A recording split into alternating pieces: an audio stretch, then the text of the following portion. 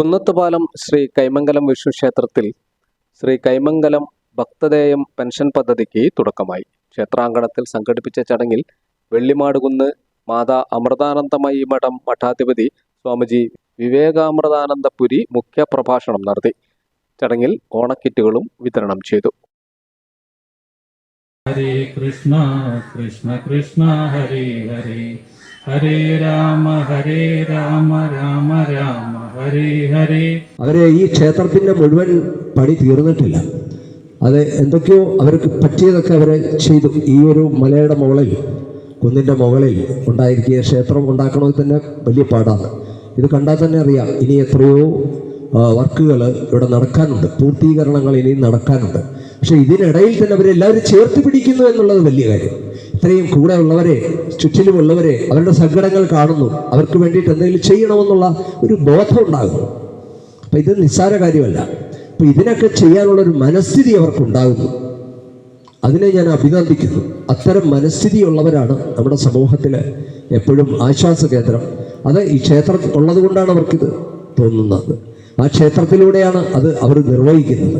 അപ്പം എല്ലാവരും കൂട്ടായിട്ടുള്ള പ്രവർത്തനം ഉണ്ടെങ്കിൽ നമുക്ക് അത്ഭുതങ്ങൾ സൃഷ്ടിക്കാൻ പറ്റും. നല്ല മനുഷ്യർക്ക് മാത്രമേ ലോകത്ത് അത്ഭുതങ്ങൾ സൃഷ്ടിക്കാൻ പറ്റുള്ളൂ. അതുകൊണ്ടാണ് അമ്മയെപ്പോലെയുള്ള മഹാത്മാക്കളൊക്കെ അത്ഭുതങ്ങൾ സൃഷ്ടിക്കുന്നത്.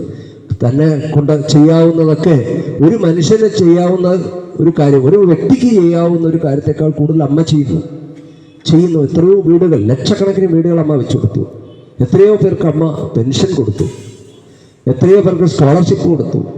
എത്രയോ പേർക്ക് പല രീതിയിലുള്ള സുനാമി അടിച്ചപ്പോഴാണെങ്കിലും മറ്റ് പ്രകൃതിക്ഷോഭങ്ങൾ ഉണ്ടായപ്പോഴും ഒക്കെ വീടുകൾ വെച്ചു കൊടുത്തും ഒക്കെ അമ്മ ഒരു വ്യക്തിയാണ്.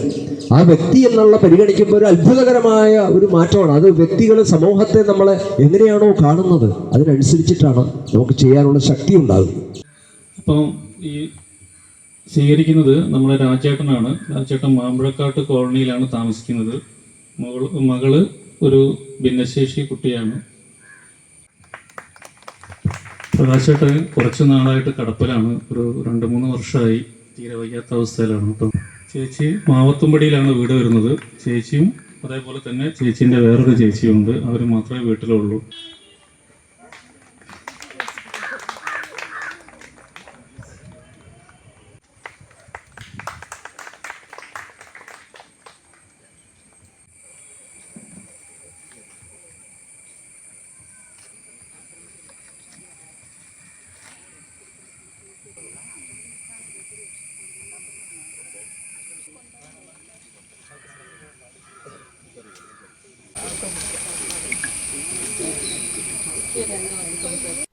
ക്ഷേത്രം ജീർണോദ്ധാരണ കമ്മിറ്റി സഹ അധ്യക്ഷ PK ഉഷ അധ്യക്ഷയായ ചടങ്ങിൽ ഡോക്ടർ സേതുമാധവൻ, ജിനേഷ് ലാൽ, ശ്യാം ഞണ്ടാടി, പ്രസന്നൻ തുടങ്ങിയവർ സംസാരിച്ചു.